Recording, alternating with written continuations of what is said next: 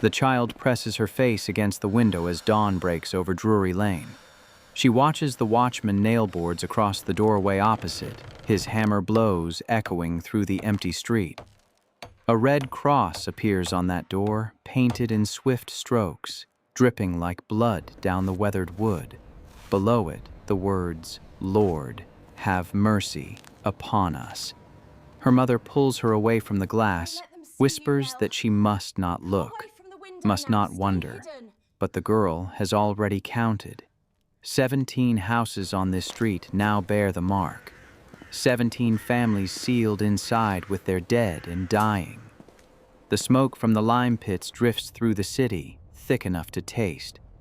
London is drowning in silence. The bells that once rang for weddings now toll only for mass burials.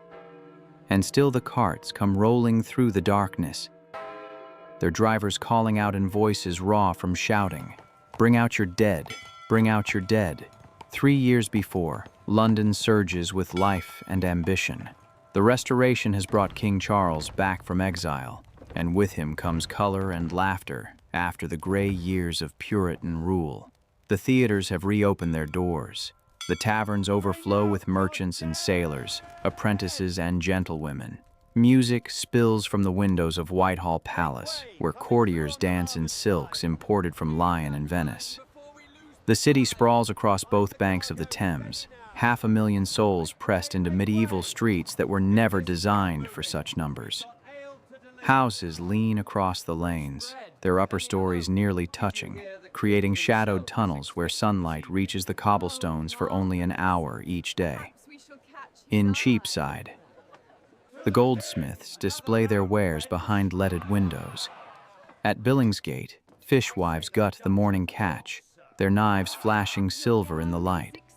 The air carries the smell of coal smoke and horse dung, of bread, baking in ovens and meat roasting on spits, of the river itself, that great brown highway choked with wherries and barges, with merchant ships riding at anchor below London Bridge. The wealthy build their fortunes on trade with the Indies and the Americas. They commission portraits by Lely, attend sermons at St. Paul's Cathedral, promenade through Hyde Park in carriages. But beneath this prosperity lies another London. In the liberties beyond the city walls, the poor crowd into tenements where entire families share single rooms. They empty chamber pots into the streets at dawn. They draw water from pumps that stand dangerously close to burial grounds and cesspits. The gutters run with filth. Pigs root through garbage.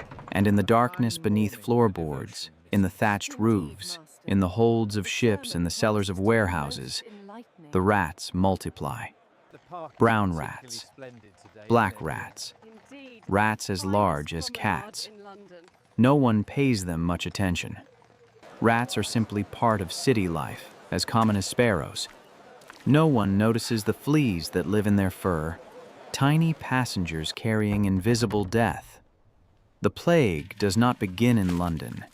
It begins in the east, in the trading ports of the Levant, where merchants load bales of cotton and silk, where caravans arrive from the interior of Asia carrying spices and carpets and, unknowingly, infected rodents. The disease travels the trade routes, moving from Constantinople to the Mediterranean ports, from there to Amsterdam and Hamburg. By the winter of 1664, the plague is ravaging the Netherlands.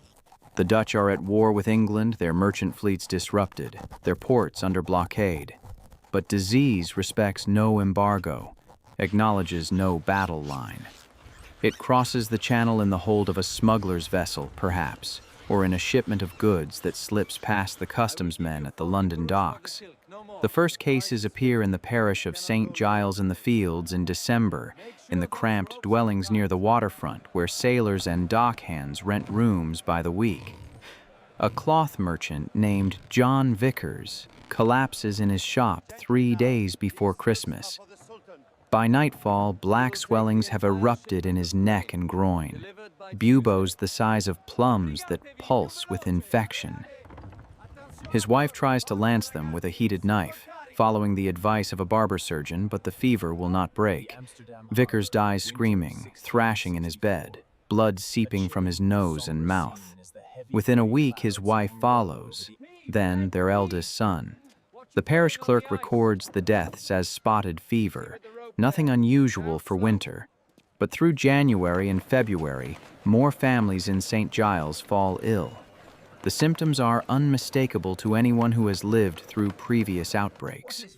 The sudden fever, the delirium, the swellings that turn black and weep foul-smelling pus, the dark spots that bloom across the skin like terrible flowers. The afflicted die within days, sometimes within hours. There is no pattern to who lives and who perishes. A strong man in his prime collapses while his elderly mother survives. A child thrives while her siblings die around her. By March, the authorities cannot ignore the rising death toll. The Lord Mayor's office issues orders. Any house where plague appears must be shut up.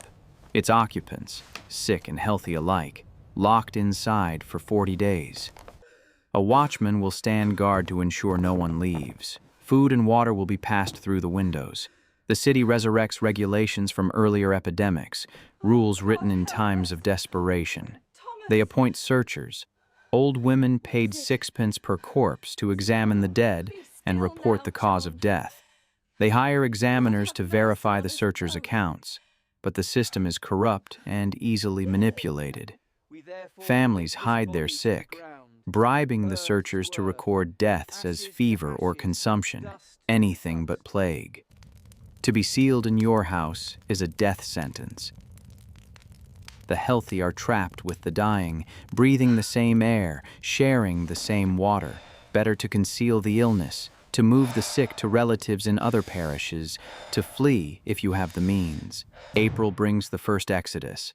The wealthy pack their possessions into wagons and carriages, loading plate and jewels, favorite paintings, strong boxes full of documents. They head for country estates in Kent and Surrey, for relatives in the provinces, for anywhere that is not London. The king and his court abandon Whitehall for Hampton Court, then retreat further to Oxford when the plague follows them. The nobility scatter to their holdings. The great merchants close their London houses. Lawyers abandon the inns of court. Physicians and clergymen slip away in the night, leaving their practices and parishes behind. Samuel Pepys, the naval administrator, sends his wife to Woolwich while he remains in the city, recording the deteriorating situation in his diary. He writes of streets growing emptier, of grass beginning to grow between the cobblestones, of the increasing number of houses marked with the Red Cross. But Pepys has the luxury of escape if he chooses. The poor have no such option. June transforms the city. The heat arrives early and fierce, turning the streets into ovens. The death toll climbs into the hundreds each week, then the thousands. The bills of mortality, the weekly accounting of deaths posted at every church, become the city's obsession. People crowd around them, scanning the numbers, searching for their own parishes, calculating their chances. In St. Giles, 100 dead. In Stepney, 200. In Cripplegate, 50. The numbers double each week. The burial grounds fill rapidly, forcing the sextons to dig vast communal pits. At night, the dead carts rumble through the streets, their drivers ringing handbells and crying out their grim summons. Families carry their dead into the street, fathers and mothers, children and infants, laying them on the cobblestones for collection. The carters pile the bodies high, arms and legs jutting at impossible angles, and haul them to the pits where they are tumbled in without ceremony or coffin, shrouded only in the sheets they died in. In Whitechapel, a silk weaver named Thomas sits in his sealed house, his back against the door. His wife lies dead in the bedroom, his 2 sons in the room above. The watchman outside drinks from his flask and paces, his footsteps a constant rhythm of imprisonment. Thomas has been locked in for 12 days. He has water but little food. He no longer prays. He no longer weeps. He simply waits for the fever to take him, or for the 40 days to pass. He does not know which outcome he prefers. Across the city, a physician named Nathaniel Hodges makes his rounds, one of the handful who have not fled. He wears no mask, no special protection. He moves from house to house, lancing buboes, prescribing useless remedies, theriac and Venice treacle, cordials and purges. He knows he can do nothing to stop the disease, but he can offer comfort, can hold the hands of the dying, can listen to their final confessions. He has seen so much death that he has become numb to it, moving through the city like a ghost among ghosts. The authorities attempt to impose order on chaos. They command that all dogs and cats be killed, believing the animals spread the contagion. Over the summer, 40,000 dogs die, twice as many cats. The corpses rot in the gutters until the rakers cart them away. But killing the predators only worsens the situation. With the cats gone, the rat population explodes. They swarm through the streets in broad daylight, bold and fearless. The city empties of human life while vermin multiply. Shops stand shuttered, their owners dead or fled. Markets operate sporadically, buyers and sellers keeping their distance, passing money through vinegar-soaked rags to cleanse it of infection. Trade collapses. The docks fall silent. The Royal Exchange stands empty, its merchants gone. Only the plague doctors and the dead carts and the gravediggers continue their work, and even they cannot keep pace with the dying. August brings the peak of the horror. 7,000 dead in a single week. Then 8,000. The numbers become abstract, incomprehensible. Entire streets stand empty, every door marked with the Red Cross. In some parishes, a third of the population has perished. The smell of death hangs over the city like a visible presence, thick enough to choke on. Those who must venture out tie rags soaked in vinegar or herbs across their faces. They carry pomanders, stuff their pockets with rue and wormwood, anything to ward off the miasma they believe carries the pestilence. Quack doctors sell amulets and charms. Astrologers publish broadsides blaming the conjunction of Saturn and Jupiter. Preachers thunder from their pulpits that this is divine punishment, that God is scourging England for its sins, for the licentiousness of the Restoration, for the theaters and dancing, for the vanity and pride of the court. In the parish of St. Botolph, a baker named Sarah tends her ovens alone. Her husband fled with their children to his brother's farm in Essex, but Sarah refused to leave. This bakery has been in her family for 3 generations. She will not abandon it. Each morning she wakes and checks herself for symptoms. Each morning she finds none and gives thanks. She bakes bread for the few neighbors who remain, passing loaves through the window in exchange for coins dropped into a basin of vinegar. She speaks to no one. She touches no one. One evening in late August, she feels the first twinges of pain in her armpit. She explores with her fingers and finds a small lump. By dawn, the lump has swollen to the size of an egg. By noon, the fever has her. She crawls to her bed and pulls the blankets over herself. 3 days later, the searcher finds her body, cold and alone in the room above the ovens. September arrives with no relief. The plague continues to savage the eastern parishes, the poorest neighborhoods where people live, packed together in conditions that breed disease. Then, slowly, imperceptibly at first, the numbers begin to decline. 6,000 dead in a week. Then 5,000. 4,000. No one knows why. Perhaps the plague has burned through the most susceptible populations. Perhaps the cooler weather slows the fleas. Perhaps it is simply the nature of epidemics to rise and fall like tides. The survivors emerge from their houses cautiously, blinking in the autumn light. They walk streets lined with empty buildings, past houses where entire families have been erased. The silence is profound and disturbing. A city that once rang with 500,000 voices now whispers. By November, the worst has passed. The king returns to London, and with him come the court and the wealthy, trickling back to find their houses dusty and cold, their servants dead or scattered. The death toll for 1665 will be recorded as nearly 70,000, though the true number is likely far higher. The poorest parishes often failed to record deaths. Some estimate the toll at 100,000, nearly a fifth of London's population. The survivors walk through a city of ghosts. They know which houses held families now vacant. They know which shops will never reopen. The trauma is collective and indelible. Those who lived through the sealed houses, who watched loved ones die, who endured the terror month after month, they carry wounds that will never fully heal. The social fabric has been shredded. Neighbors who turned away from each other, who reported suspected cases to authorities, who saved themselves at the expense of others. These betrayals cannot be forgotten. The economic devastation ripples through every trade and profession.